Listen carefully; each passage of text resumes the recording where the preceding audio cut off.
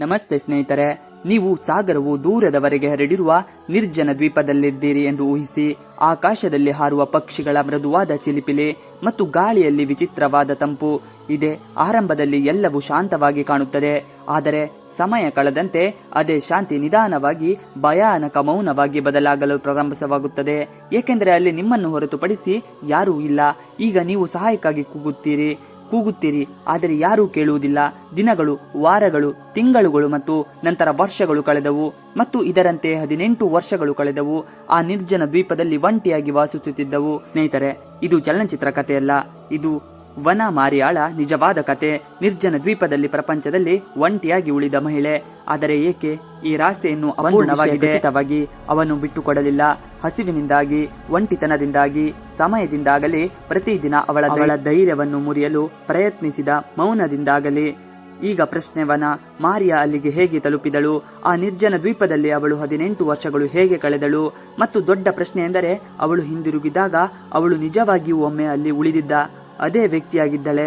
ಹಾಗಾದರೆ ಈ ಕಥೆಯನ್ನು ಪೂರ್ತಿಯಾಗಿ ತಿಳಿದುಕೊಳ್ಳೋಣ ಸ್ನೇಹಿತರೆ, ಏಕೆಂದರೆ ಇದು ಕೇವಲ ಬದುಕುಳಿಯುವ ಕಥೆಯಲ್ಲ, ಇದು ಮಹಿಳೆಯ ಯುದ್ಧ. ಇದರಲ್ಲಿ ಸಾವು ಕೂಡ ಹಲವು ಬಾರಿ ಸೋಲನ್ನು ಒಪ್ಪಿಕೊಂಡಿತು.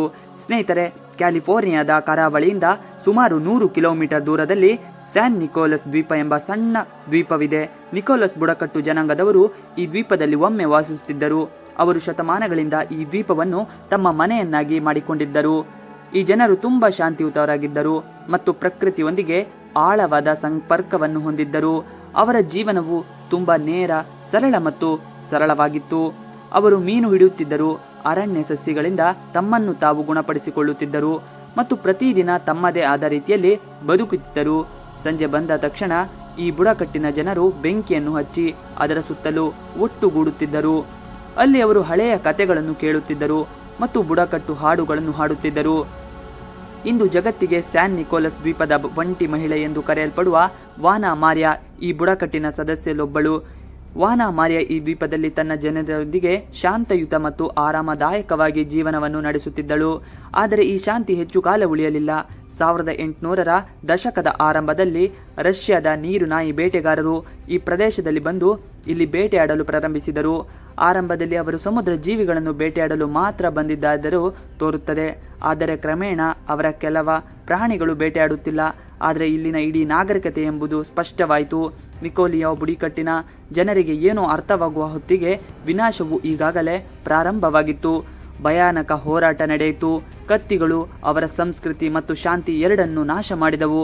ರಕ್ತ ಹರಿಯಿತು, ಕಿರುಚಾಟಗಳು ಪ್ರತಿಧ್ವನಿಸಿದವು ಮತ್ತು ಒಬ್ಬೊಬ್ಬರಾಗಿ ಬುಡಕಟ್ಟಿನ ಎಲ್ಲಾ ಜನರು ಕೊಲ್ಲಲ್ಪಟ್ಟರು. ಯುದ್ಧದಿಂದ ಬದುಕುಳಿದವರು ರೋಗಗಳಿಂದ ಬಳಲುತ್ತಿದ್ದರು.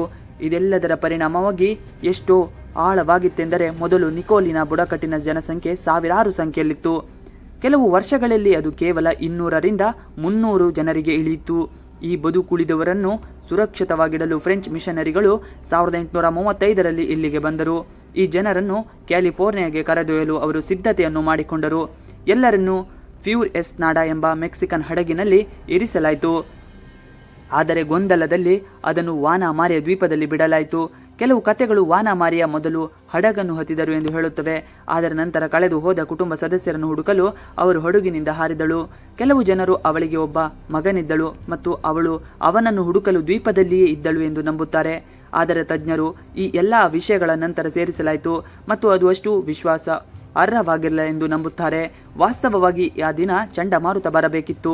ಆದ್ದರಿಂದ ಹಡಗು ಬೇಗನೆ ಹೊರಟಿತು ಮತ್ತು ವಾನಾ ಮಾರಿಯಾ ಏಕಾಂಗಿಯಾಗಿ ಉಳಿದಳು.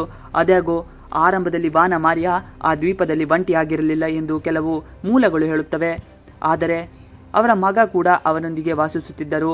ಅದರ ನಂತರ ಅವರು ದೋಣಿ ಅಪಘಾತದಲ್ಲಿ ನಿಧನರಾದರು. ಅದರ ನಂತರ ವಾನಾ ಮಾರಿಯಾ ಆ ದ್ವೀಪದಲ್ಲಿ ಸಂಪೂರ್ಣವಾಗಿ ಒಂಟಿಯಾದಳು. ಈಗ ಅವನ ಮುಂದೆ 2 ಆಯ್ಕೆಗಳಿದ್ದವು. ಒಂದು, ಅವನು ಬದುಕುಳಿಯಬೇಕು ಅಥವಾ ಬಿಟ್ಟು ಕೊಡಬೇಕು. ವಾನಾ ಮಾರಿಯಾ ಮೊದಲ ಆಯ್ಕೆಯನ್ನು ಆರಿಸಿಕೊಂಡಳು. ಆದರೆ ನಿರ್ಜನ ದ್ವೀಪದಲ್ಲಿ ಒಂಟಿಯಾಗಿ ಬದುಕುಳಿಯುವುದು ಸುಲಭ ಮಾತೆ ಅಲ್ಲವೇ ಅಲ್ಲ. ಆದರೆ ವಾನಾ ಮಾರಿಯಾ ಬಿಟ್ಟುಕೊಡಲಿಲ್ಲ. ಅವಳು ಮೊದಲು ತನಗಾಗಿ ಬಂದು ಆಶ್ರಯವನ್ನು ನಿರ್ಮಿಸಲು ನಿರ್ಧರಿಸಿದಳು. ತಿಮಿಂಗಿಲ, ಮೂಳೆಗಳು, ಡ್ರಿಫ್ಟ್ವುಡ್ ಮತ್ತು ಅವರು ಕರೆದುಕೊಂಡ ಯಾವುದೇ ನೈಸರ್ಗಿಕ ವಸ್ತುಗಳನ್ನು ಬಳಸಿ ತನಗಾಗಿ ಒಂದು ಸಣ್ಣ ಮನೆಯನ್ನು ನಿರ್ಮಿಸಿಕೊಂಡಳು. ಅವಳ ಬಟ್ಟೆಗಳು ಏನೂ ಇರಲಿಲ್ಲ. ಆದ್ದರಿಂದ ಅವರು ಸೀಲ್ ಚರ್ಮ ಮತ್ತು ಗರಿಗಳಿಂದ ಬಟ್ಟೆಗಳನ್ನು ಮಾಡಿದಳು. ಸ್ನೇಹಿತರೆ, ನೀವು ಮತ್ತು ನಾವು ಊಹಿಸಲು ಸಾಧ್ಯವಿಲ್ಲ. ವಾನ ಮಾರಿಯ ದ್ವೀಪದ ಶೀತ ಮತ್ತು ಬಲವಾದ ಗಾಳಿಯಿಂದ ರಕ್ಷಿಸಲು ಬಟ್ಟೆಗಳನ್ನು ರಚಿಸಿದಳು. ಸೀಲ್ಗಳ ರಕ್ತನಾಳಗಳನ್ನು ಸೂಜಿಗಳಾಗಿ ಬಳಸಿದಳು. ಆಹಾರವನ್ನು ಪಡೆಯಲು ಸಹ ಅವಳು ಕಷ್ಟಪಟ್ಟು ಕೆಲಸ ಮಾಡಬೇಕಾಗಿತ್ತು. ಅವಳು ಸಮುದ್ರದಿಂದ ಅಬುಲೋಸ್ ಚಿಪ್ಪು ಮೀನುಗಳನ್ನು ಹಿಡಿದಳು. ಸೀಲ್ಗಳು ಮತ್ತು ಪಕ್ಷಿಗಳು ಬೇಟೆಯಾಡಿದಳು ಮತ್ತು ಖಾದ್ಯವಾಗಿರೋ ಯಾವುದೇ ಕಾಡು ಸಸ್ಯಗಳನ್ನು ತಿನ್ನುತ್ತಿದ್ದಳು. ನೀರಿಗಾಗಿ ಅವಳು ಮಳೆಯ ನೀರನ್ನು ಸಂಗ್ರಹಿಸಿ ಕುಡಿಯುತ್ತಿದ್ದಳಂತೆ. ಕ್ರಮೇಣ ಅವಳು ಆ ದ್ವೀಪದಲ್ಲಿ ಬದುಕುಳಿಯಲು ತನ್ನನ್ನು ತಾನು ಸಮರ್ಥವಾಗಿ ಮಾಡಿಕೊಂಡಳು. ಆದರೆ ದೈಹಿಕ ಬದುಕುಳಿಯುವಿಕೆಗಿಂತ ಹೆಚ್ಚು ಕಠಿಣವಾಗಿದ್ದು ಮಾನಸಿಕ ಮತ್ತು ಭಾವನಾತ್ಮಕ ಬದುಕುಳಿಯುವಿಕೆ. ಮೊದಲು ಮಗನ ಸಾವು, ನಂತರ 18 ವರ್ಷಗಳ ಕಾಲ ಯಾವುದೇ ಮಾನವ ಧ್ವನಿಗಳನ್ನು ಕೇಳಿದ್ದರೂ ಸ್ನೇಹಿತರೆ, ಅದರ ಬಗ್ಗೆ ಯೋಚಿಸಿ. ಯಾವುದೇ ವ್ಯಕ್ತಿಯನ್ನು ಆ ಒಂಟಿತನವು ಮುರಿಯಬಹುದು, ಆದರೆ ವಾನ ಮಾರಿಯ ತನ್ನನ್ನು ತಾನು ಮುರಿಯಲು ಬಿಡಿದುಕೊಳ್ಳಲಿಲ್ಲ. ಅವಳು ತನ್ನ ಹಳೆಯ ದಿನಗಳನ್ನು ನೆನಪಿಸಿಕೊಳ್ಳುತ್ತಾ ತನ್ನ ಡ್ರೈವ್ ಹಾಡುಗಳನ್ನು ಹಾಡುತ್ತಿದ್ದಳು. ಅವಳು ಮರದ ಮೇಲೆ ಕಿತ್ತನೆಗಳನ್ನು ಮಾಡುತ್ತಿದ್ದಳು. ಅವಳು ತನ್ನ ಆಚರಣೆಗಳನ್ನು ಮಾತ್ರ ಅನುಸರಿಸುತ್ತಿದ್ದಳು. ಅವಳು ಇನ್ನು ತನ್ನ ಜನರ ನಡುವೆ ಇದ್ದಾರಂತೆಯೇ. ಅದೇ ಅವಳನ್ನು ತನ್ನ ಗುರುತು ಮತ್ತು ಸಂಸ್ಕೃತಿಯೊಂದಿಗೆ ಸಂಪರ್ಕಿಸಿತು ಮತ್ತು ಅವಳನ್ನು ತನ್ನ ಒಂಟಿತನದಲ್ಲಿಯೂ ಬಲಿಷ್ಠವಾಗಿದ್ದಳು. 18 ವರ್ಷಗಳಲ್ಲಿ ಅವಳು ಪ್ರಕೃತಿಯೊಂದಿಗೆ ತನ್ನನ್ನು ತಾನು ಸಂಯೋಜಿಸಿಕೊಂಡಿದ್ದಳು. ಆ ದ್ವೀಪದ ಜೀವಂತ ಚೇತನವಾಗಿಸಿಕೊಂಡಳು. ಆದರೆ ನಂತರ ವಾನ ಮಾರಿಯ ನಿರೀಕ್ಷಿಸದ ಒಂದು ಘಟನೆ ನಡೆಯಿತು. 1853ರಲ್ಲಿ ಕ್ಯಾಪ್ಟನ್ ಜಾರ್ಜ್ ನೆಡ್ಡಿವರ್ ಎಂಬ ನೀರು ನಾಯಿ ಬೇಟೆಗಾರ ನಿಕೋಲಸ್ ದ್ವೀಪದಲ್ಲಿ ಒಬ್ಬ ಮಹಿಳೆ ಹಲವು ವರ್ಷಗಳಿಂದ ಒಂಟಿಯಾಗಿ ವಾಸಿಸುತ್ತಾಳೆ ಎಂದು ಎಲ್ಲೋ ಕೇಳಿದ. ಇದರಿಂದಾಗಿ ಇಷ್ಟು ಸತ್ಯವಿದೆ ಎಂದು ಕಂಡುಹಿಡಿಯಲು ಅವನು ಕೆಲವು ಜನರೊಂದಿಗೆ ಆ ದ್ವೀಪಕ್ಕೆ ಹೋದರು. ಅಲ್ಲಿ ಅವರು ವಾನ ಮಾರಿಯರನ್ನು ಕರೆದುಕೊಂಡರು. ವಾನ ಮಾರಿಯ ಮೊದಲ ಹುರಿದ ಕಾಡು ಈರುಳ್ಳಿಯನ್ನು ಅವರ ಮುಂದೆ ಇಟ್ಟರು. ಅದು ಆ ಸಮಯದಲ್ಲಿ ಶಾಂತಿ ಮತ್ತು ಸ್ವಾಗತದ ಸಂಕೇತವಾಗಿತ್ತು. ಇದರ ನಂತರ ವಾನ ಮಾರಿಯ ಸಿಬ್ಬಂದಿಯೊಂದಿಗೆ ಮಾತನಾಡಲು ಪ್ರಯತ್ನಿಸಿದಳು, ಆದರೆ ಯಾರಿಗೂ ಅವಳ ಭಾಷೆ ಅರ್ಥವಾಗಿರಲಿಲ್ಲ. ತನ್ನ ಮುಂದೆ ನಿಂತಿದ್ದ ಜನರು ತನ್ನ ಭಾಷೆಯನ್ನು ಅರ್ಥ ಮಾಡಿಕೊಳ್ಳಲು ಸಾಧ್ಯವಾಗುತ್ತಿಲ್ಲ ಎಂದು ವಾನ ಮಾರಿಯ ನೋಡಿದಾಗ ಅವಳು ಇನ್ನೊಂದು ವಿಧಾನವನ್ನು ಅಳವಡಿಸಿಕೊಂಡಳು. ಅವಳು ಒಂದು ಹಾಡನ್ನು ಹಾಡಿದಳು. ಇದು ಸಾಮಾನ್ಯ ಹಾಡಾಗಿರಲಿಲ್ಲ.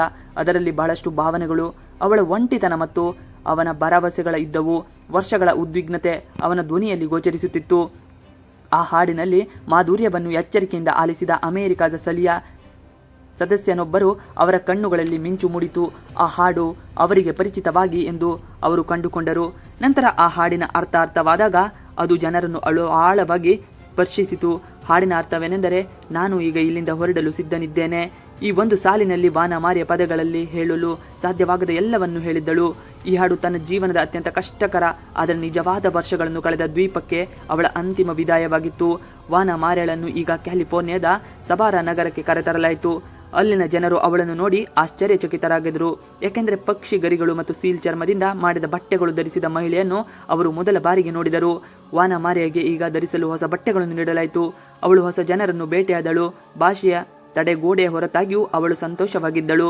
ಅವಳು ಕ್ಯಾಪ್ಟನ್ ನಾವಿಡರ್ ಮತ್ತು ಅವನ ಹೆಂಡತಿ ಮಾರಿಯ ಜೊತೆ ವಾಸಿಸಲು ಪ್ರಾರಂಭಿಸಿದಳು. ಎಲ್ಲವೂ ಸಾಮಾನ್ಯವಾಗಿದ್ದವು, ಆದರೆ ಕೆಲವು ವಾರಗಳಲ್ಲಿ ಎಲ್ಲವೂ ಬದಲಾಯಿತು. ವಾನ ಮಾರಿಯ ಕೇವಲ 7 ವಾರಗಳ ನಂತರ ನಿಧನರಾದರು. ವಾನ ಮಾರಿಯಳ ದೇಹವು ಹಲವು ವರ್ಷಗಳ ಕಾಲ ಅದೇ ಸರಳ ಆಹಾರವನ್ನು ತಿನ್ನಲು ಒಗ್ಗಿಕೊಂಡಿತ್ತು ಮತ್ತು ಅವಳು ಹೊಸ ಮತ್ತು ಪರಿಚಯವಿಲ್ಲದ ಆಹಾರವನ್ನು ಪಡೆದ ತಕ್ಷಣ ಅವಳ ದೇಹವು ಅದನ್ನು ನಿಭಾಯಿಸಲು ಸಾಧ್ಯವಾಗಲಿಲ್ಲ ಎಂದು ವೈದ್ಯರು ನಂಬಿದ್ದರು. ಈ ದ್ವೀಪದಿಂದ 18 ವರ್ಷಗಳ ಕಾಲ ಏಕಾಂಗಿಯಾಗಿ ಬದುಕುಳಿದ ಮಹಿಳೆಯರನ್ನು ಊಹಿಸಿ. ನಾಗರಿಕತೆಗೆ ಮರಳಿದ ಕೆಲವೇ ವಾರಗಳಲ್ಲಿ ನಂತರ ಅವಳು ಸತ್ತಳು. ವಾನ ಮಾರಿಯಳದ ಮರಣದ ನಂತರ ಅವಳ ಕತೆ ನಿಧಾನವಾಗಿ ಜಗತ್ತನ್ನು ತಲುಪಿತು. 1960ರಲ್ಲಿ ಲೇಖಕ Scott O'Dell Island of the Blue Dolphin ಎಂಬ ಪುಸ್ತಕವನ್ನು ಬರೆದರು. ಇದು ವಾನ ಮಾರಿಯ ಅವರ ಕಥೆಯಿಂದ ಪ್ರೇರಿತವಾಗಿದೆ. ಈ ಪುಸ್ತಕ ಮಕ್ಕಳಿಗೆ ಮಾತ್ರವಲ್ಲ, ಇತಿಹಾಸಗಾರರು ಮತ್ತು ಪುರಾತತ್ವರಿಗೂ ಸಹ ನೀಡಿದೆ. ನಮ್ಮ ಸಂಸ್ಕೃತಿ ಮತ್ತು ಬೇರೆಯವರುಗಳಿಂದ ಸಂಪರ್ಕದಲ್ಲಿರುವುದು ನಮಗೆ ಬಹಳ ಮುಖ್ಯ ಮತ್ತು ಅತ್ಯಂತ ಮುಖ್ಯವಾದ ವಿಷಯವೆಂದರೆ ಒಂಟಿತನವು ವ್ಯಕ್ತಿಯನ್ನು ಮುರಿಯಬಹುದು, ಆದರೆ ಆತ್ಮ ಬಲವಾಗಿದ್ದರೆ ಆ ವ್ಯಕ್ತಿಯು ಏನು ಬೇಕಾದರೂ ಮಾಡಬಹುದು. ಸ್ನೇಹಿತರೆ, ಈ ಕತೆ ನಿಮಗೆ ಸ್ಫೂರ್ತಿದಾಯಕವೆನಿಸಿದರೆ ನೀವು 18 ವರ್ಷಗಳ ಕಾಲ ಏಕಾಂಗಿಯಾಗಿ ಬದುಕಬಹುದೇ ಎಂದು ಕೆಳಗಿನ ಕಾಮೆಂಟ್ ವಿಭಾಗದಲ್ಲಿ ತಿಳಿಸಿ. ಈ ವಿಡಿಯೋ ನಿಮಗೆ ಇಷ್ಟ ಆದರೆ please like, share and subscribe ಮಾಡಿ. Thanks for watching video. Please like, share and subscribe our channel for more videos.